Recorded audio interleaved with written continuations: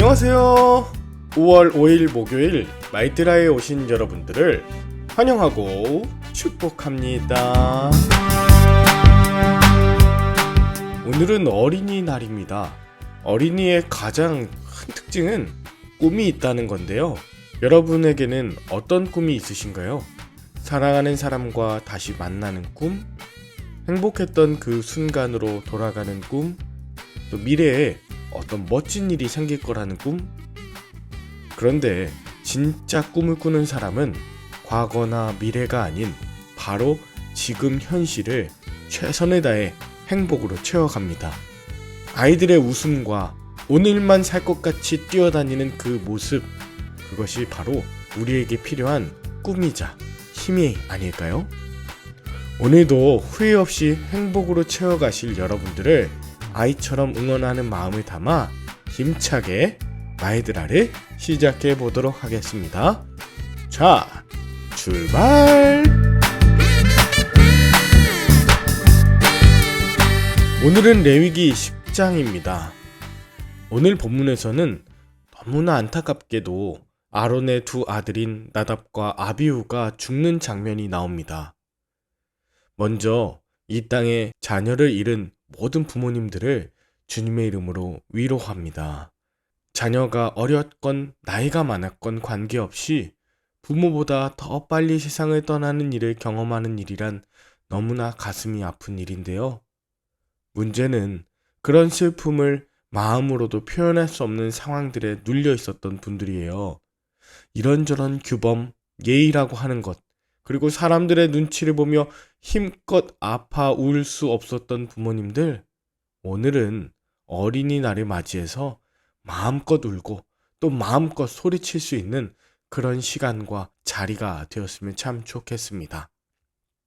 오늘 아론의 아들 나답과 아비후가 임의대로 분향을 하다가 심판을 당했습니다. 악한 의도가 아니었어도 공식적인 그들의 첫 집례 시간이 장례가 되어버리다니 저는 한편 이해할 수가 없었습니다. 아니, 나답과 아비후가 대체 왜 다른 불을 썼던 것일까? 잘 몰라서 실수할 수도 있었을 텐데 하나님도 처음이니까 좀 봐주시지 하는 이런 마음이 복잡하게 얽혀 있던 것이죠. 게다가 3절에 모세가 나서서 이 일을 수습합니다. 하나님의 말씀을 전합니다. 나는 나를 가까이 하는 중에서 내 거룩함을 나타내겠고 온 백성 앞에서 내 영광을 나타내리라. 거룩의 위계 질서를 말하는 거예요. 제사장부터 거룩하고 정결함을 유지하라 하는 하나님의 말씀을 전했을 때 아론은 잠잠했습니다. 그리고 그 죽은 두 아들을 진영 밖으로 메고 나가라 하면서도 남은 아론의 두 아들 엘르아살과 이다말에게는 제사장의 역할을 계속 잘 감당하라고 당부합니다. 그들도 모세의 말대로 하죠. 나답과 아비후가 죽은 이 상황에 이 사태를 수습하던 모세의 심정 어떠했을까요? 아니, 본문 속 잠잠하며 아무 말도 하지 못하고 있는 아론의 심정은 어떠했을까? 너무나 기가 막히고 한편 하나님을 향한 원망도 있지 않았을까요? 중요한 것은 8절부터입니다.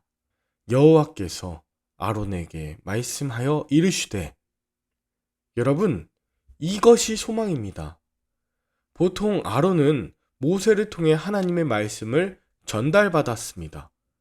그런데 아론은 오늘 하나님으로부터 직접 말씀을 듣고 있습니다.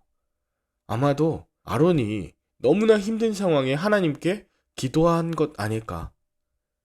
하나님, 너무하십니다. 왜 우리 아이들이 그렇게 죽어야만 했나요? 너무너무 힘들고 통분한 상황이었을 그때에 하나님이 이렇게 말씀하세요. 9절입니다. 회막에 들어갈 때 포도주와 독주를 마시지 말라. 그리하여 너희 죽음을 면하라. 이는 너희 대대로 지킬 영영한 규례라. 아이고, 그랬던 것입니다.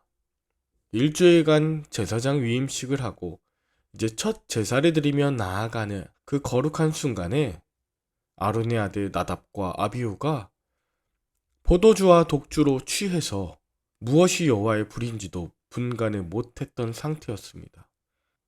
10절에 너희가 거룩하고 속된 것을 분별하며 부정하고 정한 것을 이스라엘 자손들에게 가르치고 본을 보여야 해. 하나님이 이렇게 말씀하여 주시는 것이죠. 이후에 모세가 속죄제를 드릴 염소를 찾는데 이미 염소가 불살라져 있는 겁니다. 속죄제는 아론과 그 아들들에게 흔든 가슴 고기와 들어올린 뒷다리, 즉 요제물에 소득이 있던 그런 제사였는데 아론은 속죄제로 드리고 자신들에게 돌아올 고기를 먹지 않고 다 태웠던 것입니다.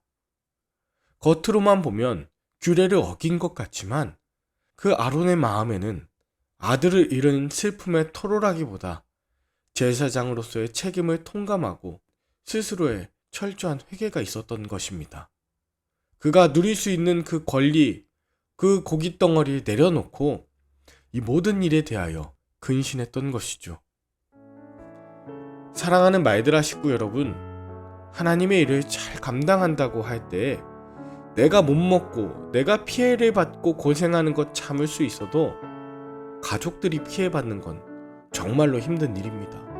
그런데 그런 일보다 더 가슴 아파해야 하는 일이 있다면 하나님, 내가 이 정도로 헌신했고 내가 이 정도로 하나님을 믿는데 하나님 이 정도 보상해 주셔야 합니다 라고 여전히 항변하는 마음을 내려놓지 못하는 상태예요. 정말로 내가 신실하신 하나님을 믿는 믿음이 있다면 가슴 아픔을 갖고 하나님께 나아가 응답받을 수 있고 신실하신 하나님을 믿고 온전히 맡겨 죽음조차도 그 사랑의 관계를 끊을 수 없음을 고백할 수 있습니다.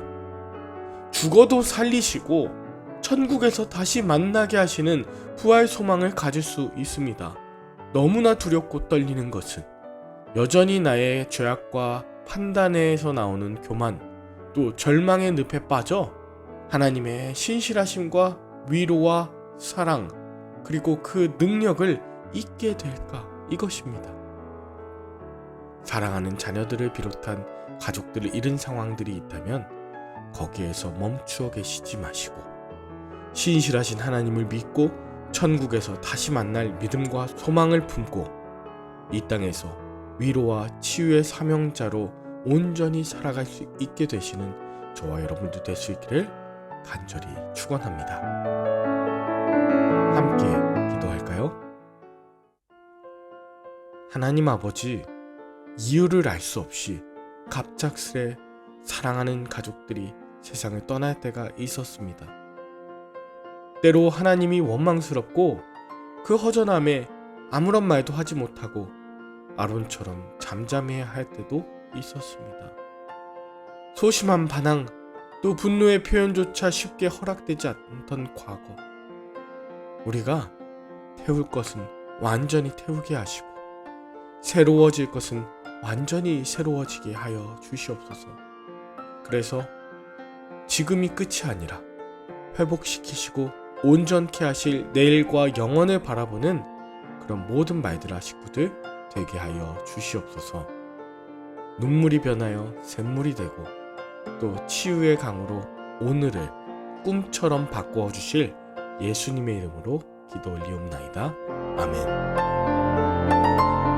오늘도 좋은 하루 되시길 바라며 저는 내일 다시 뵙도록 하겠습니다. 샬롬.